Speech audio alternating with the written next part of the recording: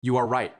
Most people still think the 40-day US-Iran war was about stopping a nuclear bomb. Mistake number one, never believe the headline reason. The real game is always deeper, always darker, and always about power that nobody wants to admit out loud. Right now, the ceasefire is holding on paper. Trump is calling it mission accomplished, and everybody is popping champagne in the rubble. But let me tell you what actually happened. This was not a war to stop Iran from getting a nuke. This was a calculated power move that America was never going to win in the way most people think victory looks like. And the operators who understand why are already positioning for the next round. Let us cut through the noise, the way CIA taught us. The public story is Iran was weeks away from a bomb, so the US and Israel had to strike. That is the marketing version. The real reasons were three things: control of the Strait of Hormuz, breaking Iran's regional proxy network, and sending a very loud message to China and Russia that the United States can still impose its will in the most critical energy choke point on Earth. Here is the catch that makes this war impossible for America to truly win. Iran was not just chasing a nuclear weapon. Iran was building an entire ecosystem of low-cost, high-impact pressure. Hezbollah, the Houthis, Iraqi militias, Syrian proxies turned the whole region into a machine that could force Washington to bleed resources every time it tried to focus somewhere else. You hit the head, the arms keep swinging. That is not a nuclear problem.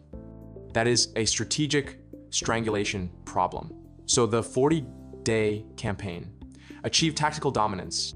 Air defenses were shredded, senior commanders gone, ballistic missile stockpiles cut to a fraction. But here is where it becomes impossible to claim real victory. The Islamic Republic is still standing.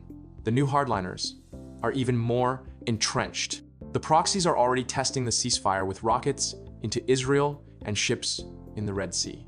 Iran proved it can shut down the world's most important energy artery, force the release of hundreds of millions of barrels of strategic reserves, and drag the United States into a negotiated pause even after taking heavy losses.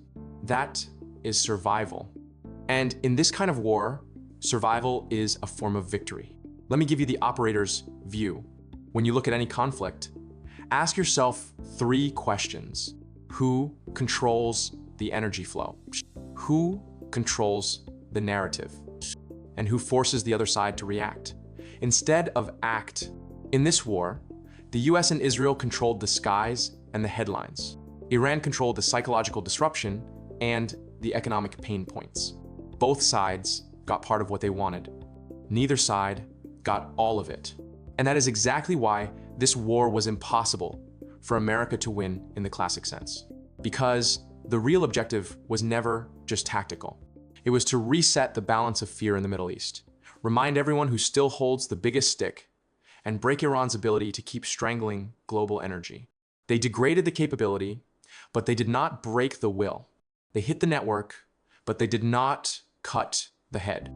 And every time you leave the head attached, the arms grow back smarter, quieter, and more determined.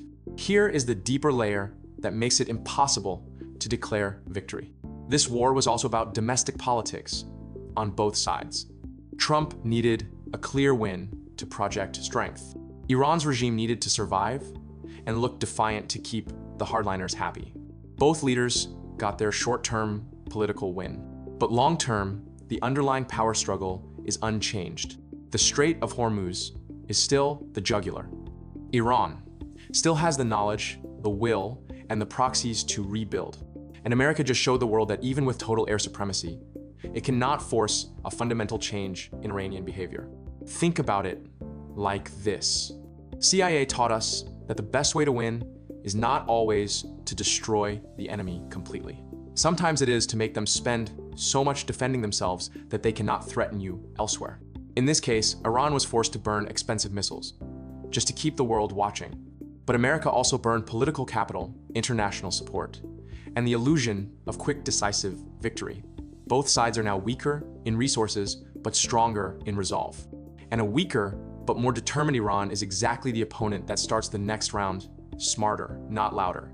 So the real reason this war happened was to reset the fear balance. The reason it was impossible for America to truly win is because survival is victory when when your strategy is built on endurance, proxies, and asymmetric pain. Tactical dominance without strategic collapse of the opponent is not victory.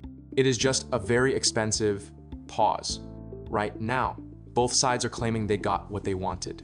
Trump says mission accomplished. Iranian officials are framing the pause as a strategic retreat by the Americans. The truth, as always, lies somewhere in the rubble.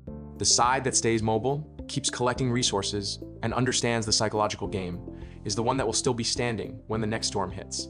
Because, make no mistake, this was not the end of the war. This was the opening move in a much longer and much more dangerous game. The smoke is clearing.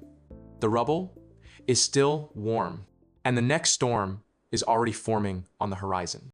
The only question left is, are you still buying the headline version? Or are you ready to decode what is really coming next? Thank you for watching.